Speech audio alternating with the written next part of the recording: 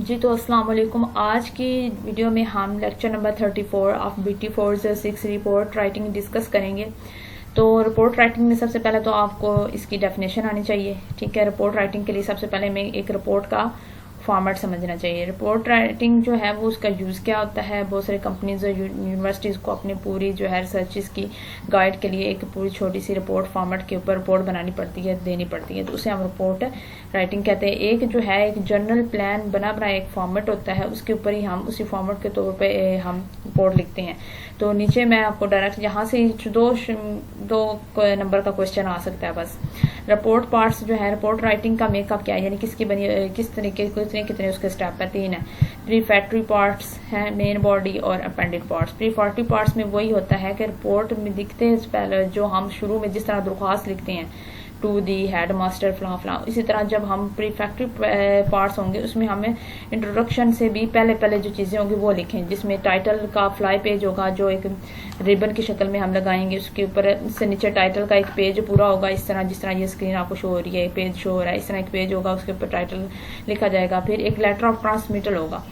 Letter जो होता है ना ट्रांसमिटल, वो ये उसमें ये लिखा जाता है कि ये वाली रिपोर्ट किस डिपार्टमेंट में भेजी जा रही है। फिर उसके बाद होता है लेटर ऑफ अथॉराइजेशन, यानी ये जो रिपोर्ट राइटिंग है ये जो रिसर्चर लिख रहा है उससे ऊपर जो बड़ा मैनेजर है उसको इस रिपोर्ट को इसने देनी है, यानी रिसर्चर ने रिपोर्ट बनानी है और जिस बंदे को आके मैनेजर वगैरह को भेजनी है वो ऑथोराइज्ड बंदा है। तो उसके नाम एक लेटर भी लिखा जाता है जिसमें लिखा जाता है कि इस रिपोर्ट में हम क्या क्या चीज़ें आपको बता रहे हैं, जी अथॉरिटी पर्सन हम आपको ये पेश कर रहे हैं, फिर वो आप कबूल करें या हमारे इस तरह करके वो एक लेटर लिखा जाता है।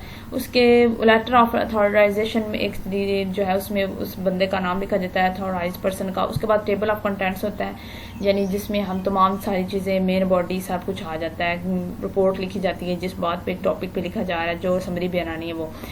टेबल ऑफ कंटेंट्स के बाद नीचे एग्जेक्टिव समरी जो है वो उसकी दी जाती है और मकसद बयान किए जाते हैं। एंड फिर रिजल्ट दिए जाते हैं और कंक्लूजन्स दी जाती हैं और रिकमेंडेशंस दी जाती हैं कि इसमें क्या क्या हो रहा है, चीज़ें ऐड करनी चाहिए, ये रिजल्ट है इसका। अब मेन बॉडी पे ऊपर आ जाता है कि main body, what is the main body of A report. ठीक है, what is appended parts of the report, what is the title of the report. Main body में हम इंट्रोडक्शन लिखते हैं कि ये रिपोर्ट किस पे है और किस टॉपिक पे है, उसका बैकग्राउंड लिख देते हैं, उसके मकासद लिख देते हैं क्यों है, और उसके बाद अपना मकसद लिख देते हैं मेथोडोलॉजी में, और एंड पे रिजल्ट लिखते हैं और लिमिटेशन देते हैं। और सारी रिपोर्ट लिखने के बाद एंड पे हम रेफरेंसेस लिखते हैं और एक्नॉलेजमेंट्स लिखते हैं। ठीक है, रेफरेंसेस यानी कहाँ से हमने इस रिपोर्ट को लिखने के लिए फैक्ट और फिगर्स उठाए हैं, स्टैटिस्टिकल डेटा उठाया है, और एक्नॉलेजमेंट्स कौन सी चीज़ हमने खुद बनाकर इसके अंदर डाली जो हमारा अपना पर्सनल डेटा है। तो यही उन्होंने हर पार्ट को अलग अलग बनाया किया। अपेंडेड पार्ट्स क्या होता है कि इसमें हम क्वेश्चन बताते हैं। ये अपेंडेड पार्ट्स के अंदर जो भी चीज़ें हम बयान की जाती हैं वो कहीं ना कहीं से हासिल की जाती हैं किसी भी शक्ल में, लाइक वो इंटरव्यू गाइड की शक्ल में होती है, वो एक डेटा ऑफ कलेक्शन फॉर्म्स होती हैं, डेटा कलेक्ट किया होता है। टाइटल फ्लाई पेज में मैंने आपको पहले बताया कि इसमें एक रिबन लगाया जिसमें सिर्फ टाइटल पेज होता है पेज के ऊपर। टाइटल पेज क्या होता है, ये रिपोर्ट का एक टाइटल का पेज होता है जिसमें हमें ब्रीफ कंप्लीट इंट्रोडक्शन देनी होती है। जो हमारा रिपोर्ट है उस रिपोर्ट के अंदर जिस प्रोजेक्ट की या पर्पस की हम बात कर रहे हैं उसका टाइटल दिया जाता है, उस बंदे का नाम, उस पर्सन का नाम जिसने for home the report was paid, जिसने रिपोर्ट बनाई है और जिसको ये रिपोर्ट भेजी जाएगी। टू फ्रॉम, ठीक है, टू यानी उस बंदे की तरफ से जिसने भेजनी है, फ्रॉम टू जिसको भेजी जानी है और फ्रॉम जिसने भेजनी है। ठीक है, उसके बाद नंबर बंदे का नाम वगैरह और नीचे डेट ऑफ रिलीज, यानी किस दिन ये रिपोर्ट लिखी जा रही हो कब। लेटर ऑफ ट्रांसमिटल मैंने पहले भी आपको बता दिया कि ये एक फॉर्मल दोनों रिपोर्ट्स में एक ये तरीका होता है कि ये रिपोर्ट के ये जो रिपोर्ट है वो पढ़ने वाले और लिखने वाले के दरमियान एक ट्रांसमिटल के जरिए एक लेटर छोटा सा होता है जो कि इसके अंदर ऐड किया जाता है। अब नीचे उन्होंने एग्जांपल भी दी है, डेट लिखी है, mister Khan Khalil, mister KM Khalil vice president of marketing, ये उन्होंने टू और फ्रॉम से लिखा है, डेट लिखी है। ये हमारा इंट्रोडक्शन में जो है ना वो आ रहा है। ठीक है, ये हमारा ऊपर जो है यहाँ पर यही टाइटल पेज है, यहाँ पर ऑब्जेक्टिव लिखा जाएगा, यहाँ पर लेटर ऑफ ट्रांसमिटल और यहाँ पर जो है लेटर ऑफ अथॉराइजेशन होगा। उसके बाद सब्जेक्ट होगा कि टाइटल है कि क्या किस टॉपिक पे हम पर्पस के लिए प्रोजेक्ट के लिए लिख रहे हैं। फिर ये हमारी यहाँ से मेन बॉडी शुरू होती है, ये सारी लेटर की मेन बॉडी जिसमें हम अपना डेयर के साथ कह के अपनी पूरी बात बयान करते हैं। नीचे हमने रिजल्ट लिखने के बाद सिंसियरली लिखना है, अपना नाम लिखना है, अपनी सब कुछ करना है। फिर जो है उसके साथ ही हमने लेटर ऑफ अथॉराइजेशन अटैच कर देना है लिख के, और साथ में लेटर ऑफ ट्रांसमीटर जिनका जिक्र एज ए नाम के तौर पर ऊपर हमने किया है। फिर यही जो लेटर ऑफ अथॉराइजेशन होता है, ये वही रिसर्चर जो है ये अपने ही जिस प्रोजेक्ट के पर रिपोर्ट बनाकर अपने सीनियर मैनेजर को दे रहा है, उसी रिपोर्ट की जो प्रोजेक्ट है जिसके ऊपर रिपोर्ट बन रही है, उस प्रोजेक्ट की अप्रूविंग के लिए, नॉन अप्रूविंग के लिए या उसके कबूलियत के लिए लेटर ऑफ अथॉराइजेशन जो ऑथराइज बंदा उसको लेटर वो लिखता है। टेबल ऑफ कंटेंट्स यही है कि ये वाली वो सारी चीज़ें जो है वो हम बना के एज ए रखते हैं, जिस तरह ऊपर एक फॉर्मेट बना हुआ है वही फॉर्मेट रखते हैं और नीचे एंड पे एक समरी बनाते हैं। ये आपको रिपोर्ट राइटिंग तो आती होगी, सेम वही तरीका है जो आपने पहले भी कहीं पढ़ा होगा या रिपोर्ट राइटिंग की होगी, तो आपने इसी तरीके से यहीं भी पेपर में बता देने हैं। और मेन बॉडी बताया हुआ है, इंट्रोडक्शन बताया हुआ है, ये बताया कि ये रिपोर्ट राइटिंग थीसिस के लिए होती है। मेथोडोलॉजी में आप पूरा प्रोसीजर और रिपोर्ट लिख के बताते हैं। अब ये जो नीचे चीज़ें आ रही हैं ना, ये ज़रूरी नहीं है, ठीक है, ये जो ज़रूरी थी वो मैंने ऊपर बयान कर दिया। उसके बाद रेफरेंसिंग क्या है, रिपोर्ट के नीचे हम रेफरेंसिंग देते हैं कि ये जो डेटा है वो हमने किस ऑर्गेनाइजेशन से लिया, किस वेबसाइट से लिया, किस पर्सन से जाके इंटरव्यू करके लिया है, वो रेफरेंस आप नीचे देंगे लिंक की शक्ल में या कुछ भी। लिमिटेशन के लिए ना वो क्या कहते हैं इसमें लिमिटेशन, यानी इसकी जो रिपोर्ट है उसकी खामियां क्या होती हैं। लिमिटेशन ये होती है कोई भी रिपोर्ट परफेक्ट नहीं होती, उसके अंदर कोई ना कुछ प्रॉब्लम होता है, जैसे सैम्पलिंग प्रोसीजर उसका तरीकाकार ठीक नहीं हो सकता, ठीक है, और कोई भी जो है एक छोटी सी चीज़ के ऊपर बार बार फोर्स किया जाना या उसका कंटेंट अच्छे से बयान ना किया जाना। अब वो ये कह रहे हैं कि रिपोर्ट अगर आप थीसिस के लिए लिखना चाहे तो उसके लिए और तरीका थोड़ा मुख्तलिफ हो जाता है। उसमें आप पहले इंट्रोडक्शन लिखते हैं, फिर लिटरेचर का रिव्यू लिखते हैं, उसका थ्योरेटिकल फ्रेमवर्क बनाते हैं। ये आप लोग जब बीएड में अगर कर चुके हैं तो आपको पता ही होगा। सिर्फ ये आपने थीसिस के लिए इसकी हेडिंग याद करनी, इसके अंदर डीपी में जाने की जरूरत नहीं है। अगर मैं ये आपको हेडिंग समझाने लग जाऊँ तो वो ये है कि आपको थीसिस समझाना और बनाना सिखाने के बराबर होगा, जो कि आपको यहाँ पे जरूरत नहीं है। आपको यही सिर्फ याद रखना है कि रिपोर्ट जो थीसिस के लिए बनाई जाती है उसमें क्या क्या है, ये थीसिस के लिए रिपोर्ट पूरी होती है, ये उसका स्टेप है, ये आपने सिर्फ याद कर लेना है, ठीक है। एंड फिर रेफरेंसिंग और अपेंडिक्स है। तो ये चीज़ें जो थी ये मैंने आपको बता दी। इसके बाद वो डिफरेंट मोड्स होते हैं, एपीएफ स्टाइल होता है, मैनुअल स्टाइल होते हैं। ये एपीएफ स्टाइल फॉर्मेट है रेफरेंस नीचे देने का। जब आप नीचे किसी भी रिपोर्ट के नीचे रेफरेंस देते हैं तो एक एपीए स्टाइल होता है। एपीए स्टाइल मतलब आप किस स्टाइल में रेफरेंस ऐड कर रहे हो, मुख्तलिफ स्टाइल होते हैं वो ऐड करने होते हैं आपने। हाँ जी, तो ये नीचे जो रेफरेंस लिखे हुए हैं स्पेसिमिस फॉर्मेट पे लिखा हुआ है कि ये रेफरेंस किस तरीकेकार है कि बुक बाय सिंगल ऑथर हो तो फिर हम ऑथर का नाम लिखते हैं, फिर सन को ब्रैकेट के अंदर लिखते हैं, फिर ये फुल स्टॉप लगाते हैं, फिर बुक का नाम जो है वो इटैलिक वर्ड में लिख के, ठीक है, आगे दूसरे जो है वो सारी उसकी डिटेल लिख देते हैं। तो ये एक एपीए फॉर्म इसको बोलते हैं। तो अगर एक से ज़्यादा हो तभी ये सारे एपीए फॉर्म उन्होंने समझाने के लिए रेफरेंस के लिए में बस आपको एपीए फॉर्म की डेफिनेशन आनी चाहिए और एक इसमें से एग्जांपल कर लें, ये वरना ये नहीं आने वाला जो है आपके पेपर में। उसके बाद जो है ये एडिशनली आपकी सारी जो है चीज़ें आ रही हैं। नॉन रिएक्टिव रिसर्च, इसमें ये आपका कोई ज़्यादा इसमें नहीं आएगा। रिएक्टिव रिसर्च की आपने यहाँ पे डेफिनेशन कर लेनी है और नॉन रिएक्टिव रिसर्च की, ठीक है। रिएक्टिव रिसर्च क्या होती है? People being studied are aware of the fact. जिन लोगों को हम स्टडी करें वो हकीकत को जानते होते हैं। मसलन एक बंदा कैंसर का पेशेंट है, उस पर रिसर्च हो रही है, उसके कैंसर की डायग्नोजिंग हो रही है, तो उस कैंसर वाले को पता होगा कि मेरी डायग्नोजिंग हो रही है, ठीक है।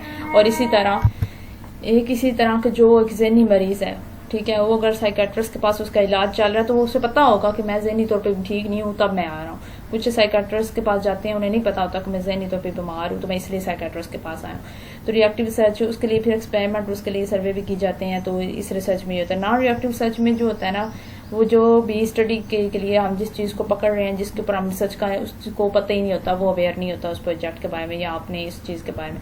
तो यहाँ पर आपने ये सिर्फ याद करना है। कंटेंट एनालिसिस क्या होता है? कंटेंट एनालिसिस की तारीफ यहाँ पर आपने करनी है, जो बाकी मैं नहीं करवा रही वो आपको करने की जरूरत नहीं। कंटेंट एनालिसिस क्या है कि किसी भी कंटेंट या टेक्स्ट का या कोई भी एक कंटेंट हमारे पास दिया गया है, ठीक है, उसके ऊपर एनालाइज करना, उसके ऊपर डेटा इकट्ठा करने की तकनीक के जरिए उसे कंटेंट एनालिसिस कहते हैं। मिसाल के तौर पर अगर आप ये BT 406 की तैयारी कर रहे हैं तो आप एनालिसिस कर रहे हैं कि कौन सा टॉपिक है इंपॉर्टेंट है, कौन सा नहीं है। ये भी एक आपका एनालिसिस का तरीका है। जो इंपॉर्टेंट नहीं है वो मैं नहीं करवा रही, जो इंपॉर्टेंट है वो मैं बता रही हूँ। तो मैं ये एनालिसिस करके बता रही हूँ जो इंपॉर्टेंट है इसमें से क्वेश्चन आ सकता है, ये पेपर में आता है, इसमें इसको टॉपिक में से हर बार पेपर में क्वेश्चन आता है, तो वो हमारी एनालिसिस है। हम इस बुक की BT 406 के जो हमारे पास फाइनल टर्म कंटेंट है उसके एनालिसिस करके तैयारी कर रहे हैं। तो सिंपल एग्जांपल से चीज़ों को समझ के आप लोग उसको ध्यान से या है ना अपने कंसेप्ट क्लियर किया करें। तो कंटेंट एनालिसिस वो कहते हैं कि नॉन रिएक्टिव है बस, और ये नीचे जो है आपने कुछ भी नहीं याद करना। उसके बाद है यूनिट ऑफ एनालिसिस क्या होता है, कोडिंग होती है। कोडिंग कैटेगरीज या क्लासिफिकेशन करना, लेबल्स करना हर कैटेगरी को, और उस कैटेगरी को जो है लेबल करने के बाद कैटेगरी में अलग अलग चीज़ों को अलग अलग कैटेगरी में रख के, मतलब एक चीज़ है उसको अलग कैटेगरी में रखना सबके साथ नहीं, तो उसको फिर कैटेगरी बना के उसके बाद उसको एज ए डेटा एंट्री करके लैपटॉप में कोडिंग के जरिए सेव करना। ठीक है, इसमें दो तरह की होती है, मैनिफेस्ट कोडिंग जो कि विजिबल होती है, just counting the numbers of time of a word sentence. इसमें हम सिर्फ काउंटिंग करके किसी भी वर्ड को, सेंटेंस को, उसके करैक्टर को जो हमें नजर आ रही है तो हम कोडिंग कर लेते हैं। लेटेंट जो कोडिंग होती है वे सिमेंटिक एनालिसिस होती है, वो हमने लिखे हुए टेक्स्ट के मतलब बात को जो है ना दरिया को कूजे में बात करने वाली बात है कि एक बात लिखी हुई है उसमें पूरी स्टोरी बयान की हुई है। अब उस बात को पढ़ के हम स्टोरी समझ जाए तो वो लेटेंट कोडिंग होगी। ठीक है, तो उसके बाद आ जाता है how to conduct content analysis. यही है कि हम पहले क्या करेंगे, कंटेंट को देखेंगे, उसके अंदर देखेंगे कहाँ कहाँ क्वेश्चन, उसको पढ़ेंगे, पढ़ने के बाद उसके अंदर जो क्वेश्चन पढ़ रहे हैं वो बनाएंगे कि ये जो चीज़ मैंने पढ़ी है, बुक पढ़ी है, इसको पढ़ने के बाद मेरे माइंड में क्या क्वेश्चन आते हैं वो लिख लेना, वो है क्वेश्चन फॉर्मुलेशन। उसके बाद यूनिट ऑफ एनालिसिस क्या है कि कौन कौन सी चीज़ इसमें बात बयान की गई थी, कौन सा मसला बयान किया गया था, उस पर मैंने उसको चूज कर लेना, यूनिट बना लेना, उसकी बेस पे सारी जो है एनालिसिस करना। सैम्पलिंग, रैंडम सैम्पलिंग होती है। ये सैम्पलिंग आपने इस बुक के शुरू में पढ़ी होगी मिड टर्म में, वो ही तरीकेकार आपने दोबारा सैम्पलिंग के लगा के सैम्पलिंग का एक फ्रेम बना के उसके अंदर इसकी सैम्पलिंग करनी है। ठीक है, बाकी वेरिएबल ना ये इंपॉर्टेंट नहीं है। यूज ऑफ सेकेंडरी डेटा किस किस के लिए, ये अब इसके एडवांटेज और नॉन डिसएडवांटेज जो है वो बताएंगे। सेकेंडरी डेटा जो होता है, एक तो प्राइमरी डेटा चाहिए होता है जिसे हम रॉ मटेरियल बोलते हैं, जिसके बगैर सर्च हो ही नहीं सकती। एक सेकेंडरी डेटा होता है जो बाद में हमें कहीं की जरूरत पड़ता है, तो ये किसके लिए जरूरी होता है, नॉन रिएक्टिव सर्च के लिए, लॉन्गिट्यूडिनल एनालिसिस के लिए, सैम्पलिंग के लिए यूज होता है, लार्ज साइज स्पॉन्टेनियस कन्वेंशनल जो हम रिसर्च करते हैं उसमें जरूरत होता है। डिसएडवांटेज क्या है, बाइस है, यानी इसकी कोई खास बेस नहीं है, कोई विजुअल नहीं है, कोई क्लियरिटी नहीं है इसके अंदर। ठीक है, और इनकम्प्लीटनेस का इसमें खतरा है, इनकम्प्लीट होती है। लेक अवेलेबिलिटी, ये कभी भी डॉक्यूमेंट टाइम पे अवेलेबल नहीं होता हमारे पास। ठीक है, सेकेंडरी डेटा जो है वो एट टाइम हमारे पास मौजूद नहीं होता। सैम्पलिंग बाइसेस, जो सैम्पलिंग हम करते हैं उसकी कोई बाइस मौजूद नहीं होती, कोई इसकी नहीं होती, वो कोडिंग जो है इसकी डिफिकल्ट होगी। ठीक है, बस मेन जो है ना इसकी आपने हेडिंग याद कर लेनी है। बाकी यूज ऑफ सेकेंडरी डेटा, ठीक है, सेकेंडरी डेटा एक तो प्राइमरी डेटा होता है जो ऑलरेडी हमारे पास मौजूद होता है, उसके बगैर कोई भी रिसर्च या तकनीक या डिज़ाइन नहीं हो सकता।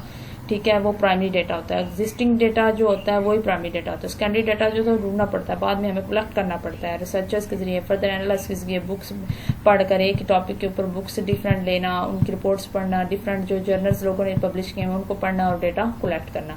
ठीक है, अब सेकेंडरी एनालिसिस के लिए हम पहले कोई टॉपिक सेलेक्ट करते हैं, अपना इशू सेलेक्ट करते हैं, उसके बाद डेटा उसके ऊपर एनालिसिस करते हैं, फिर उसके बाद एनालिसिस करने पर डेटा कलेक्ट करके उस डेटा को लोकेट करते हैं किसी एक जगह पे।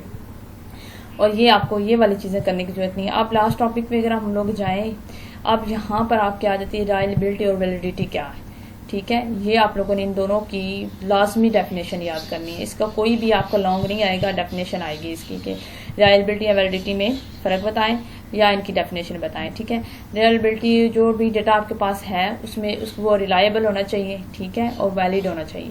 वैलिड उसमें कोई गलती नहीं होनी चाहिए। रिलायबल ये है कि वो वक्त के साथ हर आने वाली तब्दीलियों से मुताबिक हो, उसके साथ कम्पीट करने के काबिल हो। तो रिलायबिलिटी और वैलिडिटी जो है इसकी जो डेफिनेशन है आप सिंपल गूगल से भी पढ़ लें या इस बुक के स्टार्ट में पढ़ लें, वो भी। अभी मैं सिर्फ आपको मेन टॉपिक की तरफ ले जा रही हूँ। ठीक है, और ये जो आज के मैंने टॉपिक्स बताए हैं ये कोई एडिशनल आपका रीडिंग थी, इसमें से ज़्यादा पेपर नहीं आने वाला। शॉर्ट क्वेश्चन जो आने वाला था वो मैंने बता दिया।